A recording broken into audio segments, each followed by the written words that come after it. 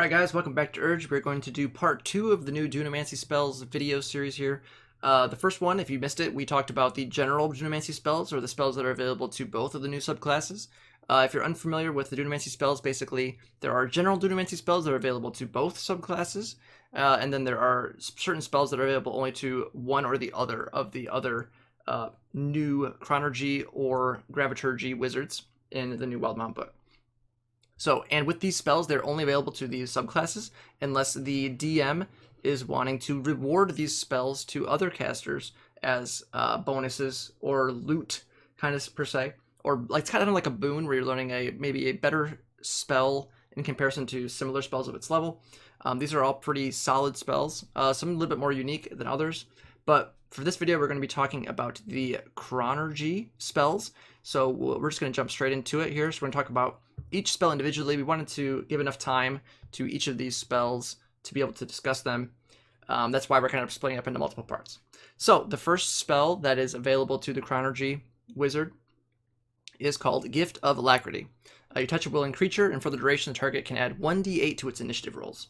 So pretty straightforward. Lasts for 8 hours.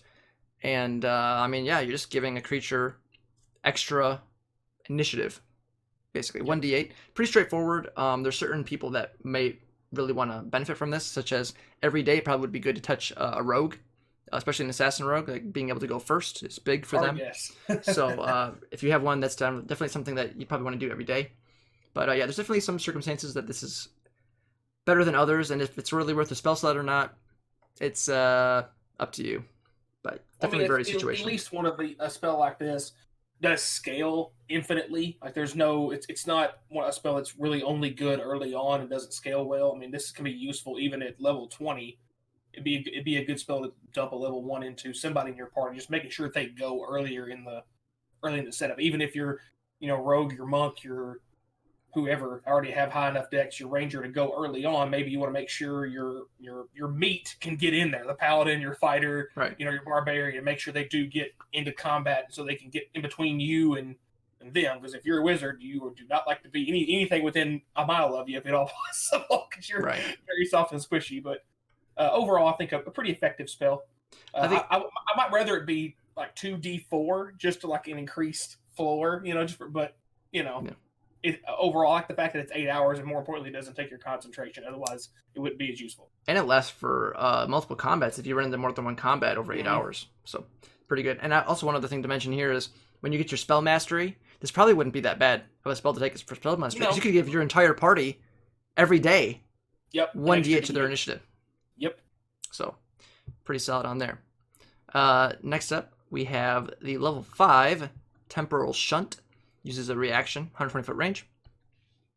Target the triggering creature, which must succeed a wisdom saving throw or vanish, being thrown to another point in time and causing the attack to miss or the spell to be wasted. At the start of its next turn, the target reappears where it was, or in the closest unoccupied space. Target doesn't remember you casting the spell or being affected by it. Cast a level spell at a 6th level or higher. You can target one additional creature for each slot above 5th level. All targets must be within 30 feet of each other. So, and it's taken when every creature you can see makes an attack roll or starts to cast a spell. So it's similar to a counter spell, but it can also be used for melee attacks, which is interesting, or regular attacks, I should say, as well, not only melee attacks, because it says attack roll or casting of spell. It's kind of like a hybrid between counter spell and banishment. Pretty much. But it is 5th level, so something else to keep in mind there. It's a little bit more costly. Yeah, also, I don't know how often you'd actually be able to target. I guess if one thing attacks, it would let you, if you upcast it, you could, like, banish 2 things. It's just kind of interesting. Or try to banish 2 things, I should say. But, definitely interesting. Definitely more on the control side of things. Banishment can be very good, but it is only for 1 round. Yeah. So it's not super useful. It's basically just making them skip a turn. So it's kind of like stunning them for a turn, essentially. And also, they miss out on their attack. So, yeah, to me, this becomes strictly. I would use this only on a caster to prevent them from casting some sort of big opening spell almost, or if you just knew it was coming. If you knew you were going to fight a caster, you've been chasing something down for a while, you know they're going to open with something. You know what? Just go ahead and get them out of there. Just cancel out that first spell. Or if you want to try to bum rush one target for a round, you can just get one target out of there, maybe for one round if possible. Right. Banishment's probably, I think, a better option long term, just because of the fact that it can be held for multiple turns, right. and it's a one thing. But interesting, it does give you a reaction to be able just to get somebody out of combat as a reaction is very interesting. It basically is make someone miss their turn for a reaction. Pretty much. So it's not the worst thing in the world, especially if something has multi-attack or something. On their first multi-attack, you trigger it, and you get them out so they don't get to get their 3 or 4 attacks or whatever they might have. Right. So definitely situational, but can be very good when it is used. And also, sometimes just getting a turn to relax or get set up for like a combo kind of thing the next turn when it reappears can be very good depending on your party composition, I would say. Then next up, we have Reality Break. This is Alex's personal favorite spell. I was going to say. 8th level spell, Conjuration. Shatter the barriers between reality and timelines. Thrusting a creature into turmoil and madness, the target must make a wisdom saving throw, or it can't take reactions until the spell ends, which is concentration 1 minute. The affected target must also roll a d10 at the start of each of its turns. The number rolled determines what happens to the target, as shown on the table. At the end of each of its turns, the affected target can repeat the saving throw, ending the spell on itself on a success. So, if you roll a 1 or 2, you're getting Visions of the Far Realm. Target takes 6d12 psychic damage and is stunned until the end of the turn. Woof. If you roll a 3 through a 5, you get Rending Rift. Target must make a dex saving throw, taking 8d12 force damage on a failed save, or half as much on a successful one. 6 to 8, Wormhole. Target is teleported along with everything it is wearing, carrying up to 30 feet to an unoccupied space of your choice that you can see. Target also takes 10d12 force damage and is knocked prone. Woo! Or 9 to 10, Chill of the Dark Void. Target takes 10d12 cold damage and is blinded until the end of the turn.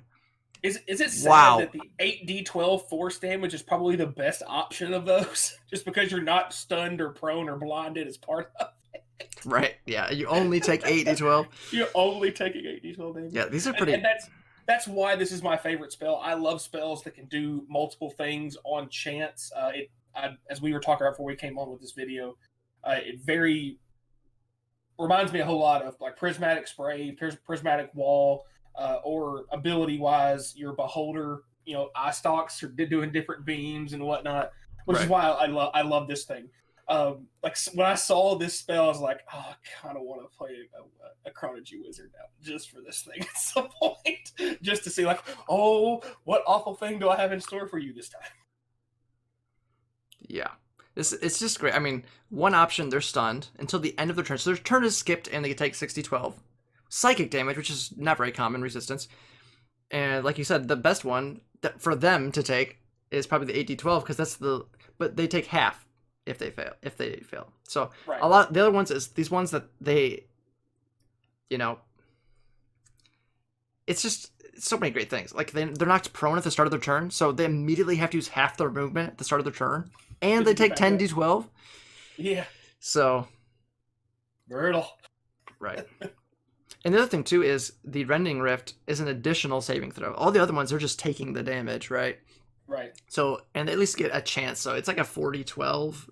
I mean, it's like 8d12 halved if they succeed, but still, And then this is just this spell is awesome. And then like the Chill of the Void. I mean, 10d12 and they're blinded.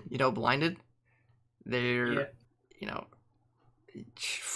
disadvantage. It's good. 10d12 on half on average. I mean, 5 and 6. Hold on, I'm doing quick math. Give me just a second. That's 40. 30, 20, 55 damage on average, and blinded. In a turn. And that's just one good round of this spell popping. Yeah, pretty cool for sure. I like that spell a lot.